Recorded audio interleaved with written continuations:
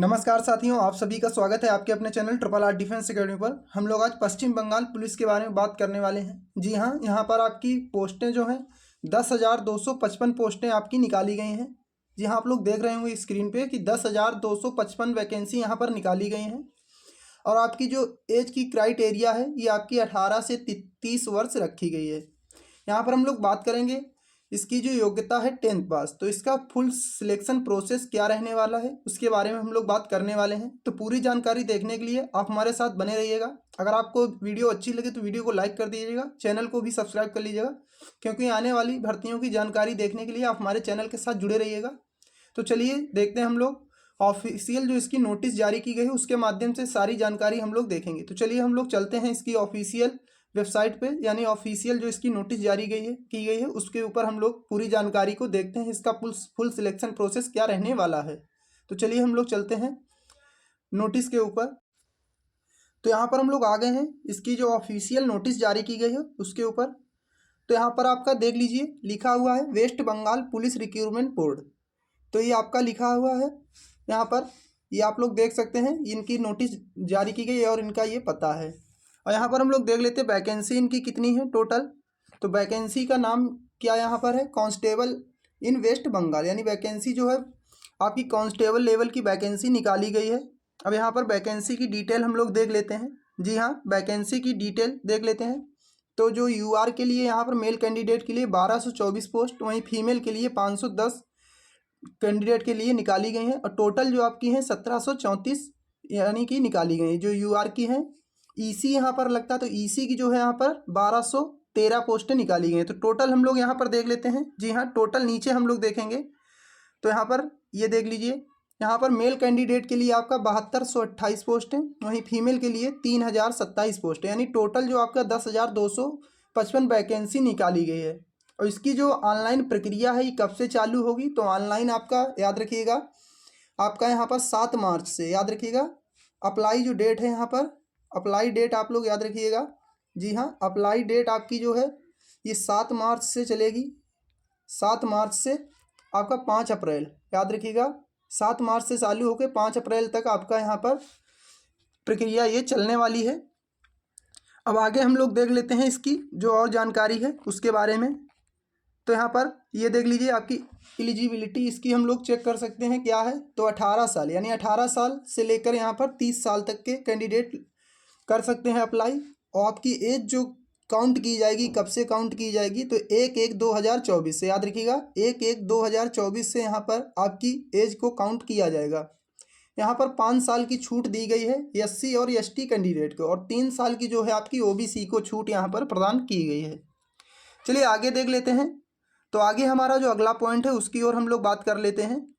तो यहाँ पर आपका फिजिकल की हम लोग बात कर लेते हैं। जी हाँ, मिनिमम फिजिकल मेजरमेंट जो आपका होगा, तो यहाँ पर देख लीजिए जो भी यहाँ पर कैंडिडेट हैं, यानी इनको ढील के, यानी गोरखा, गढ़वाली और राजस्थानी, तो इनको ढील कर, यानी कितना यहाँ पर है गोरखा जो कैंडिडेट, इनका लोगों का ढील के जो जनरल कैंडिडेट हैं 167 सेंटीमीटर आपकी हाइट होनी चाहिए, याद रखिएगा 167 सेंटीमीटर हाइट। वहीं वेट की अगर बात करेंगे तो 57 किलोग्राम आपका वेट होना चाहिए।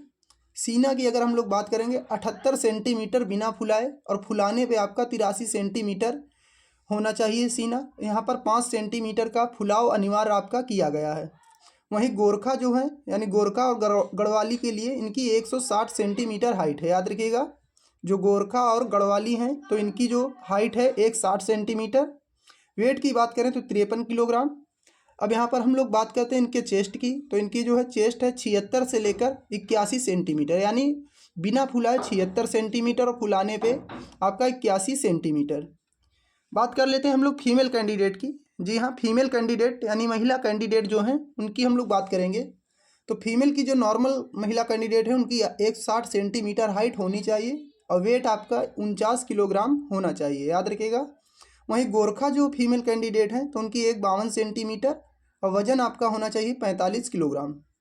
जो थर्ड पर्सन है उनके लिए यहाँ पर 163 सेंटीमीटर हाइट रखी गई, वेट 52 किलोग्राम इनका वेट रखा गया है। और गोरखा की जो थर्ड पर्सन है उनकी 155, और वेट इनका 148 किलोग्राम रखा गया है, याद देखिए 48 किलोग्राम, माफ करिएगा 48 किलोग्राम इनका वेट रखा गया है। अब यहाँ पर हम लोग बात कर लेते हैं इनकी जो फिजिकल की रनिंग होगी उसके बारे में हम लोग बात करेंगे। तो मेल कैंडिडेट के लिए जो रनिंग है यानी 1600 मीटर की रेस होगी, 6 मिनट 30 सेकंड का समय दिया जाएगा। याद रखिएगा, मेल कैंडिडेट के लिए जो यहाँ पर रनिंग होगी तो 1600 मीटर की रनिंग 6 मिनट 30 सेकंड। वहीं फीमेल के लिए 800 मीटर की रेस 4 मिनट का समय दिया जाएगा। जो थर्ड पर्सन है इनकी भी 800 मीटर की रेस है, 3 मिनट 30 सेकंड का समय दिया जाएगा। याद रखिएगा। वहीं एक्स सर्विसमैन की अगर बात करेंगे, जो एक्स सर्विसमैन है उनकी 800 मीटर की रेस 3 मिनट 30 सेकंड में आपकी कराई जाएगी। फीमेल की अगर बात करते हैं, जो थर्ड यानी फीमेल और थर्ड जेंडर है, इनकी 800 मीटर की 4 मिनट 30 सेकंड। याद रखिएगा, 4 मिनट 30 सेकंड। चलिए आगे देख लेते हैं जो अगली जानकारी हमारी है। तो यहाँ पर आपका जो रिटन एग्ज़ाम होगा, जी हाँ, रिटन एग्ज़ाम में आपका क्या क्या पूछा जाएगा। तो रिटन एग्ज़ाम की हम लोग बात कर लेते हैं। तो यहाँ पर general awareness and general knowledge जो है आपका 25 मार्क का पूछा जाएगा। इंग्लिश आपकी 10 नंबर की, वहीं मैथमेटिक्स के आपके 25 नंबर और आपके रीजनिंग के जो है 25 नंबर पूछे जाएंगे। टोटल जो आपके 85 प्रश्न पूछे जाएंगे। याद रखिएगा, 85 प्रश्न पूछे जाएंगे।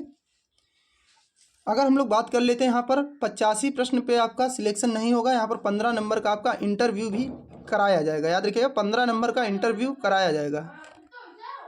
यहाँ पर देख लेते हैं जो आपका लास्ट प्रोसेस यहाँ पर होगा, यानी आपका सबसे पहले फिजिकल, फिर उसके बाद में आपका रिटन एग्जाम और फिर आपका इंटरव्यू, यानी 4 प्रक्रियाओं में ये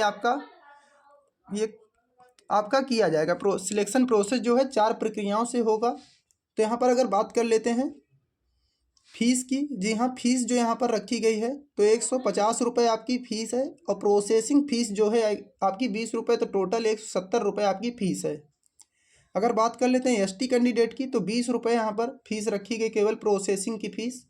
वहीं एसटी की भी जो फीस है 20 रुपये है, याद रखिएगा।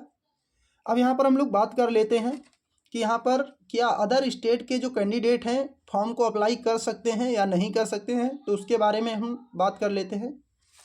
तो अदर स्टेट के जो कैंडिडेट हैं, अगर उनको बंगाली बोलनी, लिखनी या पढ़नी आनी चाहिए तभी आप फॉर्म को अप्लाई कर सकते हैं, अदरवाइज़ फॉर्म को अप्लाई नहीं कर सकते हैं। याद रखिएगा। तो आपको पूरी जानकारी कैसी लगी आप हमें कमेंट बॉक्स में लिखकर जरूर बताइएगा। तो इसी के साथ में जय हिंद, जय भारत।